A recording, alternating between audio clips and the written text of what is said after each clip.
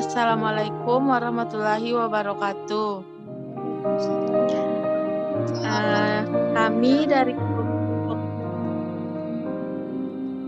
Kami dari kelompok 6 yang beranggotakan saya sendiri atas nama Umi Kalsum dan rekan saya Ismiati dan Atika Febriana Nasrullah. Di sini kami akan membahas materi makalah kami tentang peramalan tenaga kerja. Untuk materi yang pertama akan dibahas oleh Saudari Ismiati. Kepadanya dipersilahkan.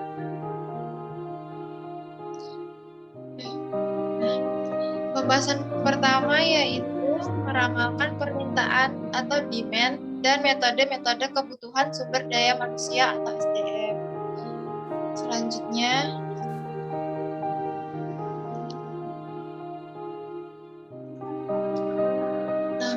peramalan permintaan SDM meliputi penentuan jumlah, keahlian, dan lokasi karyawan yang akan diperlukan perusahaan pada waktu yang akan datang dalam rangka untuk mencapai sasaran organisasi. Sebelum perusahaan dapat menentukan kebutuhan SDM tersebut, maka perusahaan harus terlebih dahulu dapat meramalkan permintaan terhadap barang dan jasa perusahaan. Selanjutnya, hasil dari peramalan terhadap barang dan jasa tersebut digunakan untuk menentukan berapa orang yang diperlukan untuk melakukan aktivitas-aktivitas yang diperlukan untuk memenuhi permintaan produk perusahaan. Selanjutnya, di sini ada beberapa teknik untuk peramalan permintaan sumber daya manusia, diantaranya sebagai berikut. Yang pertama, trend analisis atau analisis perkembangan. Metode ini merupakan peramalan kebutuhan akan sumber daya manusia yang dilakukan secara logis dengan melakukan pengkajian berdasarkan kejadian-kejadian pada masa lampau. Dapat juga dilakukan untuk jenis pekerjaan, kelompok, baik untuk pekerjaan pada bagian produksi maupun administrasi. Tujuannya adalah untuk dapat mengidentifikasi perkembangan jumlah kebutuhan sumber daya manusia di masa depan. Yang kedua, zero based forecasting atau peramalan berbasis nol. Metode ini menggunakan jumlah karyawan untuk menentukan kebutuhan sumber daya manusia di masa yang akan datang.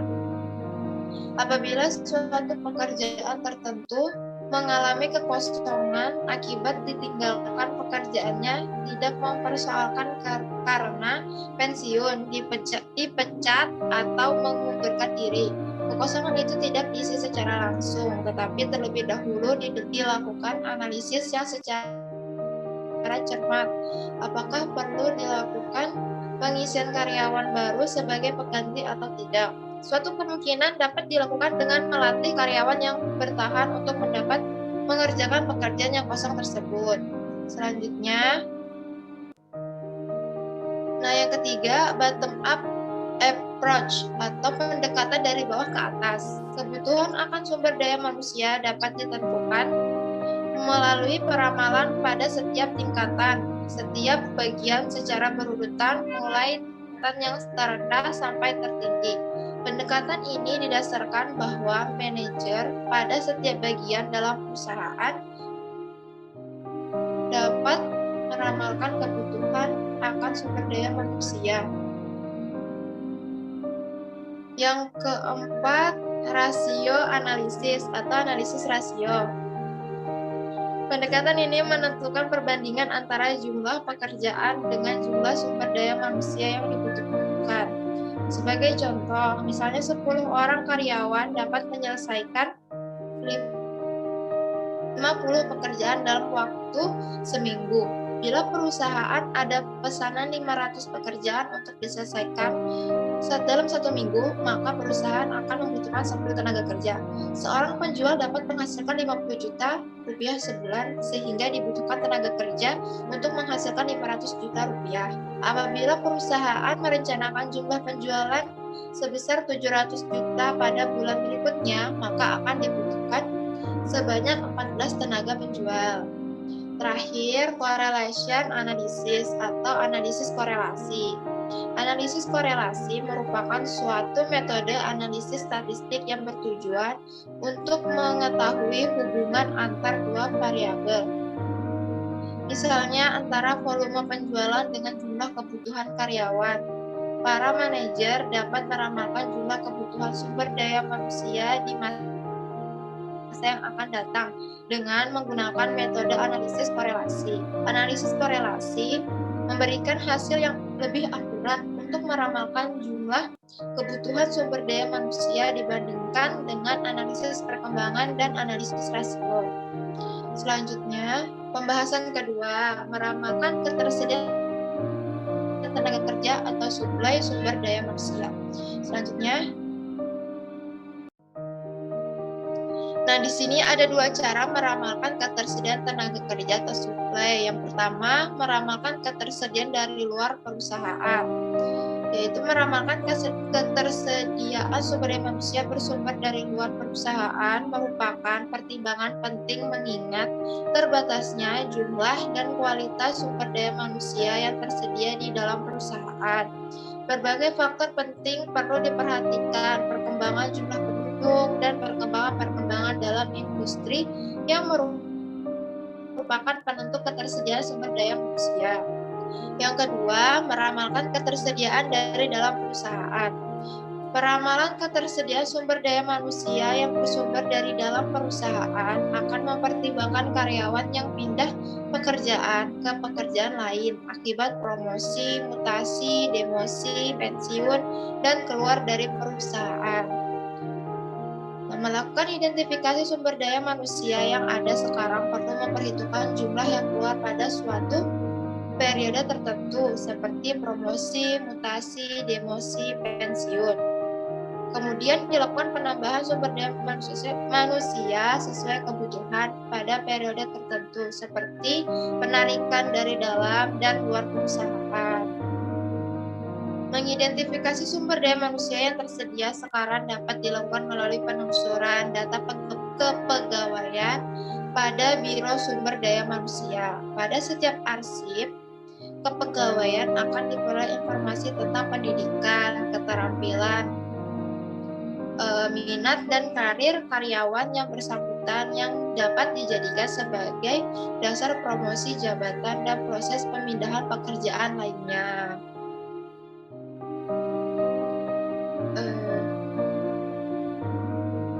Selanjutnya materi akan disampaikan oleh rekan saya. Saya kembalikan ke moderator.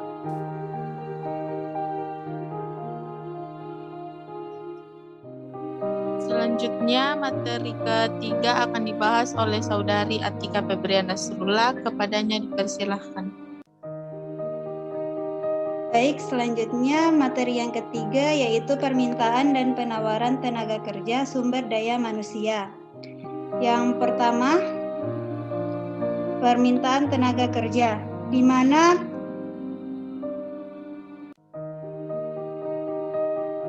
permintaan dalam konteks ekonomi didefinisikan sebagai jumlah maksimum suatu barang atau jasa yang dikehendaki seorang pembeli untuk dibelinya pada setiap kemungkinan harga dalam jangka waktu tertentu. Dalam hubungannya dengan tenaga kerja, permintaan tenaga kerja adalah hubungan antara tingkat upah dan jumlah pekerja yang dikehendaki oleh pengusaha untuk dipekerjakan, sehingga permintaan tenaga kerja dapat didefinisikan sebagai jumlah tenaga kerja yang dipekerjakan seorang pengusaha pada setiap kemungkinan tingkat upah dalam jangka waktu tertentu. Yang kedua, penawaran tenaga kerja, di mana penawaran tenaga kerja adalah jumlah tenaga kerja yang dapat disediakan oleh pemilik tenaga kerja pada setiap kemungkinan upah dalam jangka waktu tertentu. Dalam teori klasik sumber daya manusia atau pekerja merupakan individu yang bebas mengambil keputusan untuk bekerja atau tidak. Bahkan pekerja juga bebas untuk menetapkan jumlah jam kerja yang diinginkannya.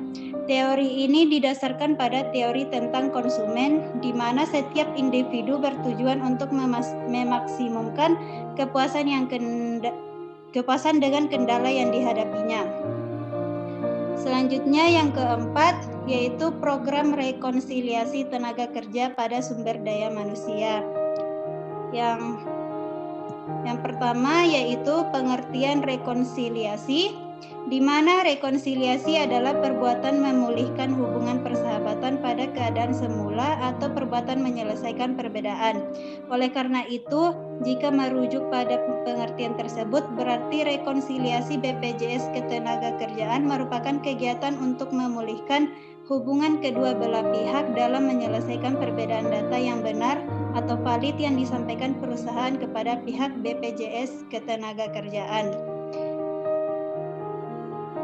Selanjutnya, pengertian iuran, di mana iuran adalah pembayaran dari peserta BPJS Ketenagakerjaan atau pengusaha dan tenaga kerja kepada Badan Penyelenggara Jaminan Sosial Tenaga Kerja yang besarnya ditentukan berdasarkan tingkat risiko kecelakaan yang terjadi dari kelompok jenis usaha yang dibayarkan setiap bulan paling lambat tanggal 15 bulan berikutnya atau BPJS Ketenagakerjaan. Selanjutnya yaitu jenis-jenis BPJS Ketenagakerjaan. Yang pertama, perhitungan iuran pekerja penerima upah atau PPO, di mana iuran ini dibayarkan oleh setiap usaha yang memiliki badan hukum komanditer, penonskep atau CV, perseroan terbatas atau PT, dan usaha dagang atau UD. Yang kedua, perhitungan iuran untuk program jasa konstruksi atau JAKON, di mana iuran ini dihitung berdasarkan nilai kontrak suatu proyek dan masa perlindungan sampai proyek tersebut selesai. Setiap tenaga kerja yang terlibat dalam proyek tersebut akan dilindungi ke dalam 2 program, yaitu jaminan kecelakaan kerja dan jaminan kematian. Yang ketiga, perhitungan iuran pekerja bukan penerima upah atau PBPU, yang dimana iuran ini dibayarkan oleh setiap usaha mandiri baik perseorangan maupun yang tidak berbadan hukum. Iuran ini meliputi 2 jenis proses yang ada di BPJS Ketenagakerjaan, sama seperti yang ada di perhitungan iuran untuk program jasa konstruksi atau JAKON, yaitu jaminan kecelakaan kerja dan jaminan kematian. Selanjutnya, pengertian upah, di mana upah tidak bisa dilepaskan dari tenaga dan kerja, di mana upah dan tenaga kerja saling berhubungan satu sama lain. Dewan Penelitian Pengupahan Nasional dalam mendefinisikan bahwa upah adalah suatu penerimaan sebagai suatu imbalan dari pemberi kerja kepada penerima kerja untuk suatu pekerjaan atau jasa yang telah dan akan dilakukan berfungsi sebagai jaminan kelangsungan kehidupan yang layak bagi kemanusiaan dan produksi. Upah dinyatakan atau dinilai dalam bentuk uang yang ditetapkan menurut suatu persetujuan, undang-undang, dan peraturan serta dibayarkan atas dasar suatu perjanjian kerja antara pemberi kerja dan penerima kerja. Adapun pasal 1 angka 30, upah adalah hak pekerja atau buruh yang diterima dan dinyatakan dalam bentuk uang sebagai imbalan dari pengusaha atau pemberi kerja kepada pekerja atau buruh yang ditetapkan dan dibayarkan menurut suatu perjanjian kerja, kesepakatan, atau peraturan perundang-undangan, termasuk tunjangan bagi pekerja atau buruh dan keluarganya atas suatu pekerjaan dan jasa yang telah atau akan dilakukan. Selanjutnya, pengertian tenaga kerja. Dalam pasal 1 angka 2 Undang-Undang Nomor 13 Tahun 2003 tentang ketenagakerjaan disebutkan bahwa tenaga kerja adalah setiap orang yang mampu melakukan pekerjaan baik di dalam maupun di luar hubungan kerja guna menghasilkan barang atau jasa untuk memenuhi kebutuhan sendiri maupun masyarakat. Dalam hubungan ini, maka pembinaan tenaga kerja merupakan peningkatan kemampuan efektivitas tenaga kerja untuk melakukan pekerjaan. Tenaga kerja merupakan modal utama serta pelaksanaan dari pembangunan masyarakat Pancasila. Tujuan terpenting dari pembangunan masyarakat adalah kesejahteraan rakyat termasuk tenaga kerja. Tenaga kerja atau manpower terdiri dari angkatan kerja. Angkatan kerja terdiri dari golongan yang bekerja dan golongan yang menganggur dan mencari pekerjaan. Kelompok bukan angkatan kerja terdiri dari golongan yang bersekolah, golongan yang mengurus rumah tangga, dan golongan lain-lain atau penerima pendapatan. Selanjutnya, saya kembalikan kepada moderator.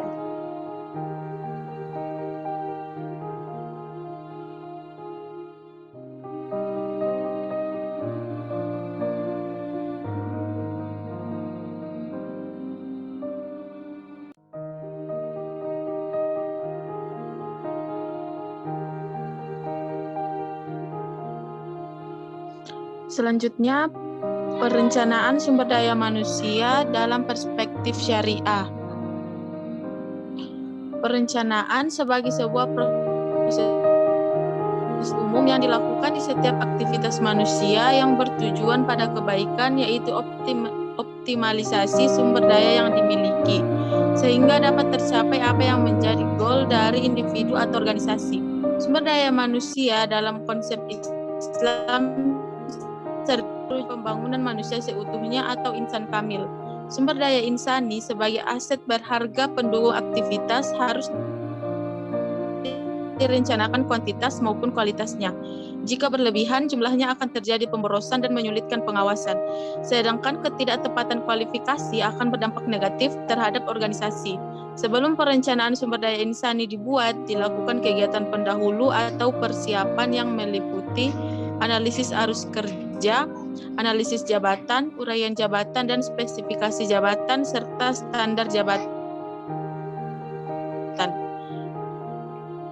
Islam selalu menyuruh umatnya memikirkan apa yang akan mereka kerjakan. Bahkan banyak dalam ayat Al-Quran maupun hadis Rasulullah yang secara tersurat maupun tersirat mengemukakan manfaat sebuah perencanaan, lebih khusus perencanaan sumber daya insani.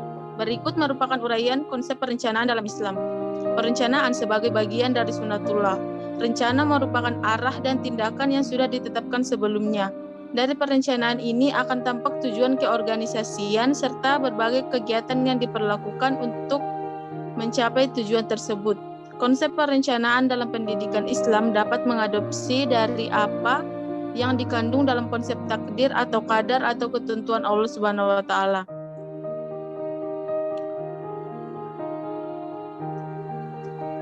Perencanaan sebagai proses awal pencapaian yang optimal merupakan titik tolak dari segala aktivitas manajerial organisasi. Perencanaan juga merupakan langkah awal yang tertuang dalam bentuk memikirkan segala hal yang terkait dengan pencapaian tujuan sehingga diperoleh hasil yang optimal. Perencanaan menjadi berperan sangat krusial sebagai dasar kegiatan pelaksanaan selanjutnya seperti pada surah Al-Insyirah ayat 5-7 yang artinya karena sesungguhnya sesudah kesulitan itu ada kemudahan, sesungguhnya sesudah kesulitan itu ada kemudahan, maka apabila kamu telah selesai dari sesuatu urusan, kerjakanlah dengan sungguh-sungguh urusan yang lainnya.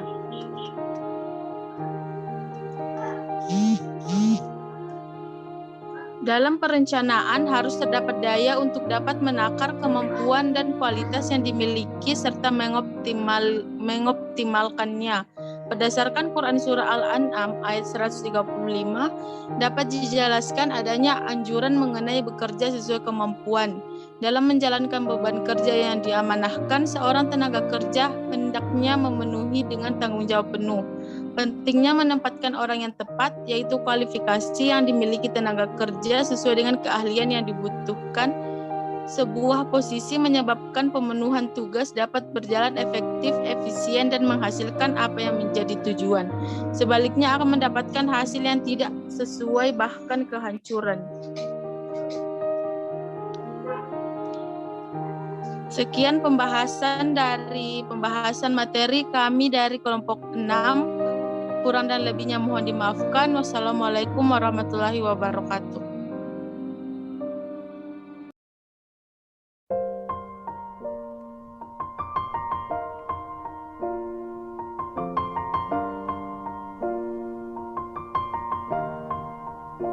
It's been a long day with without you, my friend. And I'll tell you all about it when I see you again. We've come a long way from where